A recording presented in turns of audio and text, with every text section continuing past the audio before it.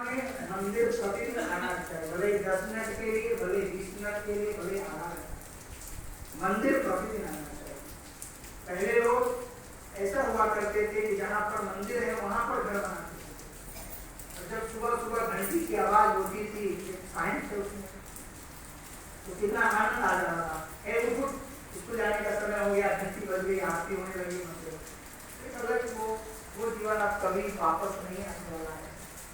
जो पुराना संस्कृति, पुराना व्यवहार, पुराना संस्कार भारत का, वो अभी भी कोई गांव में मिलेगा नहीं। तो गांव में भी ऐसे सुबह जन्म ले लिया है कि अब गांव में भी स्थिति बड़ा गंभीर हो गया है। गांव में भी अब लोग नहीं रहते, गांव में भी ऐसे घर को लोग हो गए हैं कि अच्छा खासा परिवार को भी बांट देते हैं। गांव में भी स्थिति बड़ा गंभीर हो गया है। लेकिन कुल मिला के जया के रघुवीर तयूर केवल और केवल आदमी गांव हो शहर हो वही लोग बच पाए हैं, वही लोग बचे हैं जिनके ऊपर भगवान की अनंत कृपा, जिनके ऊपर भगवान अपना हाथ रखा, नहीं तो फिर तो सब ऐसे ही नहीं चल रहा है। तो प्रेम से बोलिए बाल कृष्ण लाल की जय। थोड़ा सा गरुड़ महापुराण का आज के समय है पूरा, फिर उसके बाद गायन करें। गरुड़ महापुराण में बिल्कुल ध्यान से सुनना, बिल्कुल ध्यान से आप सब कीजिए। ये है गरुड़ महापुराण का, लेकिन मैं दृष्टांत अलग दे रहा हूं, समझिएगा। हर जीव के मन में, मस्तिष्क में, चाहे वो बच्चा हो, अगर जो जानने वाले हैं वस्तु को, उस उम्र का हो अथवा पुराने हो, बुजुर्ग हो, हर एक के मन में एक ही प्रश्न क्या है कि हम सब कर्म कर रहे हैं, कथा में जा रहे हैं, कौतुक मंदिर जा रहे हैं, फिर भी हम दुखी हैं। और व्यक्ति झूठ बोल रहा है, प्रपंच कर रहा है, दारू शराब मदिरा पी रहा है, विष मदिरा खा रहा है, और कथा भी नहीं सुनता है, झूठ बोल के, प्रपंच बोल के पैसा कमाता, चिड़ी वाक्य बन रहा। हर के मन में सबसे बता यही रहता है कि सबके मन में क्या फर्क है। लेकिन उसका निवारण कैसे हो, बिल्कुल ध्यान। इस गांव में, हालांकि एक श्लोक में गरुड़ महापुराण में वर्णित है, उसको मैंने अपने माइंड से उसको एक अलग पारिवारिक रूप दिया है, समझिएगा। एक गांव में 2 शेर रहता था, एक का नाम था हीरालाल, एक का नाम था मोतीलाल। बिल्कुल दोनों ही घनिष्ठ मित्र, दोनों का एक ही विघ्न, समझ रहे ना। लेकिन जो हीरालाल था ना, वो हीरालाल क्या करता था कि अपना समय से ब्राह्मण को जमाना, ब्राह्मण को भोजन कराना, साधु संत का सेवा करना, दान पुण्य करना, कथा सुनना, अनेकों प्रकार के सत्कर्म करता कि भाई झूठ नहीं बोलता था, जो प्रॉफिट हो गया उसमें परिवार को चलाता था, आनंद रहता था। लेकिन उसके मन में एक चीज बड़ा खटकता था कि मेरा जो मित्र है मोतीलाल, वो पैसा के लिए, प्रॉफिट के लिए अनेकों प्रपंच करता है। उसको खाली कोई कहते कि भैया इतने का बेनिफिट होने वाला है, तो कोई भी कुछ भी काम करने के लिए गलत सही सब काम करने और तुम आगे बढ़ता था। तो उनके मन में, हीरालाल के मन में एक ही था, उस सेठ के मन में, जो आए उससे एक ही प्रश्न कि ये बताइए कि ये जो पाप करते हैं लोग, उसका पाप का घड़ा जब बढ़ेगा तो इनका क्या होगा, इसको फल मिलेगा नहीं। ये देख रहे रात दिन दूना रात चौगुना हो रहा है, और हम सत्य बोलते हैं, सत्यवादी हैं, हम जो नीचे की तरफ और जा रहे। ऐसे हर के मन में यही प्रश्न है, हम हो आपको हर व्यक्ति से, और ये सब मिलता किए देते हैं। हम लोग यही कहते हैं कि उसके पाप का सजा कब मिलेगा, वो जो कर्म कर रहा है तो कर्म उसका फल कब मिलेगा। वो हीरालाल प्रतिदिन जितने भी कथा करने वाले साधु महात्मा आए, अपितु कोई भी आचार्य विद्वान आए, उनसे एक ही प्रश्न कि गुरुदेव ये बताइए जो पाप आत्मा होता है वो कब उसका कर्म का फल होता है, ये कृपा करके बताइए। हर व्यक्ति अपना अपना स्थिति से, अपना अपना बुद्धि से, अपना अपना ज्ञान से उत्तर दे रहा था, लेकिन हीरालाल को वो उत्तर पछता नहीं था, गलत नहीं उत्तर करता। क्यों? क्योंकि वो पूर्ण रूप से संतुष्ट नहीं होता उस उत्तर। एक दिन उनके वहां बड़े ही विद्वान एक साधु का आगमन हुआ, और वो साधु को पहले आदर दिए। आदर देने के बाद फर्स्ट फर्स्ट क्लास का भोजन करवाएं, कुछ दान दक्षिणा दी और बहुत ही विनम्रपूर्वक पूछा कि बोले मेरा इस गांव में सुमित्र रहता है और इस गांव में थोड़ी हम दोनों से, मेरा नाम हीरालाल, उसका नाम हीरा, हम दोनों मित्र हैं। लेकिन गुरुदेव मैं जो कर्म करता हूँ मुझे लॉस भी हो जाए नफा भी हो जाए किसी से बताता नहीं और मैं झूठ नहीं बोलता, सत्कर्म करता हूँ आपके आशीर्वाद से सत मार्ग पे जाता हूँ। तो मैं इसी स्थिति में हूँ जब से लेकर रहा हूँ और नहीं रहा हूँ आगे। लेकिन मेरा मित्र है वह प्रतिदिन प्रपंच करता है, झूठ बोलता है और झूठ के साथ साथ पैसे कमाने के लिए कुछ भी करने के लिए तैयार रहता है। तो इस पाप आत्मा का कब अंत होगा, इसका फल मिलेगा कि नहीं मिलेगा? हम तो देख रहे हैं खूब आनंद ले रहा है, उसकी जो पताका है वो आकाश में उड़ रहा है। बहुत देर बाद वह संत ने कहा कि चलो मेरे साथ। उस सेठ जी को ले गए, कहा गांव के बाहर एक नदी के तट पर, नदी के तट पर ले गए और कहने लगे कि अपने 10-15 लोगों को बुलाओ। सेठ ने तुरंत हीरालाल जी ने 10-15 लोगों को बुलाया और जब वो लोग आए तो महात्मा जी बोले कि भैया 8-10 फीट का गड्ढा करो। गड्ढा लोगों ने खोद दिया, उस गड्ढा में किसको गया, उस गड्ढा में हीरालाल को कहा तुम खड़े हो, वो खड़े हो गए, उसमें गए। जाने के बाद वो जो 15 लोग था, उस 15 लोगों से कहा कि मटके भर भर के, बाल्टी भर भर के तुम लोग इसमें पानी। अब 15 लोगों ने नदी में से पानी डालने लगा। जब 150 बाल्टी का घड़ा का पानी जब उसमें गया तो उसके पानी कहाँ तक पहुंच गया, यहाँ तक। तो बाबा ने कहा, महात्मा जी ने, हीरालाल परेशान मत होना, 5-6 बाल्टी पानी और उसमें डालेगा। बोले महाराज हम तो मर जाएंगे, रस्ता से ऊपर चला जाएगा पानी तो मर जाएंगे। आप मेरे को प्रश्न का समाधान देने आए कि स्वर्ग आप पहुंचाने आए? आपको हमने उत्तर पूछा था, आप तो हमको ही मारने बिल्कुल हुए। कहा रुको से, इसी में से तुम्हें ज्ञान की बात मिलेगी जो आज तक तुम्हें नहीं मिला था। कहा कि जब तुम्हारे जीवन में 150 पानी गया, 200 बाल्टी पानी उस गड्ढे में हमने डाला और अभी तक तुम नहीं मारे, यहाँ तक पानी आ गया तो 5 गले में क्या हो जाएगा? तो सेठ कहता है कि गुरुदेव आप नहीं समझते हैं। तो गुरु ने कहा हाँ गुरु तो समझता ही नहीं है, बिल्कुल सही बात है, तू ही शिष्य समझता है। कहा गुरुदेव वो जो 150 पानी बाल्टी था अथवा घड़ा था वो पानी यहाँ तक है, अब जो 5 बाल्टी पानी आएगा उस सर से ऊपर हो जाएगा, मैं डूब जाऊंगा, मर जाऊंगा। तो गुरुदेव ने कहा बस हो गया तुम्हारा समाधान, बाहर आए। कहा कि हीरालाल तुमको प्रतीति नहीं हो रहा है, तुमको अनुभूति नहीं हो रहा है, ऐसे ही उस तुम्हारे मित्र का प्रतिदिन वो काल गाल मुखक रास्ता, वो प्रतिदिन काल के गाल में जा रहा है, लेकिन तुम्हारे अनुभूति में नहीं है, तुम नहीं जान पा रहे। क्यों? अभी बाल्टी का पानी कहाँ तक है, कहाँ तक है, वो यहाँ तक। तो जिस दिन 5 बाल्टी जैसे ही पड़ जाएगा उसका राम राम सबको हो जाएगा। तुरंत गुरुदेव के सानिध्य में प्रणाम किया, उनके चरणों में साक्षात प्रणाम किया। क्या बोले गुरुदेव आपने बताया? ऐसे ही हम सबको भी सीख लेना चाहिए। हमको लगता है कि उनको कोई फल नहीं मिल रहा है, उसको वो कर्म का सजा नहीं मिल रही है। मेरे भाई बहन, परमात्मा की चक्की धीमी चलती है लेकिन कितना बड़ा जोरदार है, उससे कोई बच नहीं सकता। कोई कितना भी वो करे कि हम बच जाएंगे, हम बच जाएंगे, अरे महाराज कर्म जैसा दानी नहीं बचा तो हम आप बच जाएंगे क्या?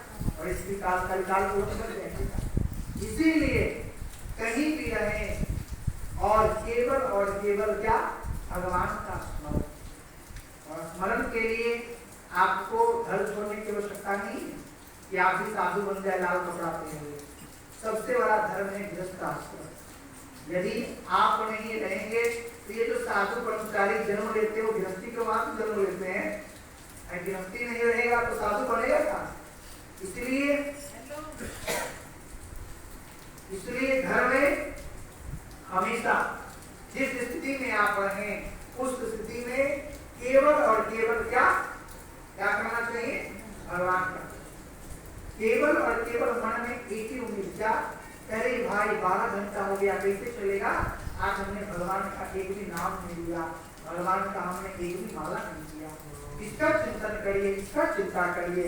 लेकिन हम लोग इसका चिंता करते हैं, अरे यार हमने 2 पहर में 4 रोटी कम खाई, रात में पूरा करके हम लोग केवल और केवल भोजन के पीछे लगे पड़े हैं। भोजन करने से ज्यादा व्याधि आती है, बीमार ज्यादा होते हैं, इसलिए भोजन करना चाहिए। समझ रहे? मैं कितने साल से अंदाज लगाऊं थोड़ा, मेरा उम्र कितना होगा अंदाज? मैं 39 साल हो रहा हूँ, 39 साल। हाँ, लेकिन मैं अपने आप को कितना बचा के रखता हूँ, देखो कहीं पेट पे ठीक है, मैं बचा के रखता हूँ। मैं भोजन कम करता हूँ, मैं ड्राई फ्रूट खाता हूँ, ना दूध ना दही, कुछ नहीं, केवल 4 रोटी सुबह और 2-4 रोटी शाम को, लेकिन हरी सब्जी जरूर होना चाहिए। हाँ, न चावल न दाल, कुछ नहीं, सलाद वगैरह कुछ नहीं, केवल 4 रोटी। और ब्रह्मचारी के समय में तो हमने 4-5 वर्ष तक रात को भोजन ही नहीं किया। आदमी भी कभी कभी मन होता नहीं करता, रात को 1 कटोरी सब्जी ले लिया, अरे कटोरी सब्जी बहुत है रात्रि में, रात्रि में कोई हाजमत थोड़ी करता है, वो तो खा के सोते ही है। लेकिन हम लोग की थाली तो महाराज मारवाड़ी थाली, तो गुजराती थाली, पता नहीं चटनी अचार क्या क्या, अरे भोजन में ही सारा व्यक्ति खत्म कर देते, नहीं कर रहे। हमने भजन कितना किया ये हमारी संज्ञान में नहीं रहता है, लेकिन हमको भोजन क्या क्या करना है। आज हमने सलाद छोड़ दी, रात्रि में ये छोड़ दिया, तो रात्रि में लोग छट के थोड़ा सा जगह पर इतना बड़ा था क्या क्या की रोटी, इससे बचा जाए, क्योंकि इसलिए भी ज्यादा भोजन करने से शरीर को ध्यान है। आप कल्पना करना, आप जितना भोजन करेंगे उतना ही शरीर में रोग हो जाए, इसलिए भोजन कम करना चाहिए।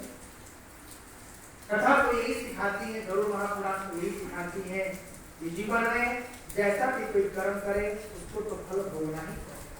केवल लेट और से भगवान को छोड़ेंगे नहीं, वहां तो ढिलाई के साथ साथ पिटाई भी जोरदार होगी।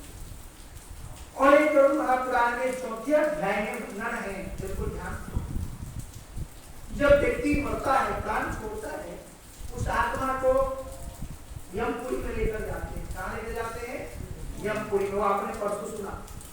और यमपुरी से पुनः वापस उस घर में जाते हैं और वो चाहता है आत्मा कि मेरा पति पत्नी मेरे बच्चे लोग रो रहे हैं, मेरे भैया पिता सब रो रहे हैं, मेरे चाहने वाले समाज रो रहे हैं, वो फिर से उस मृतक शरीर में प्रवेश करना चाहता है। लेकिन इतना जोरदार होती है यमराज के वहां, उसको तस से वक्त हिलने नहीं देता है और वो बाप बाप रोने लगता है।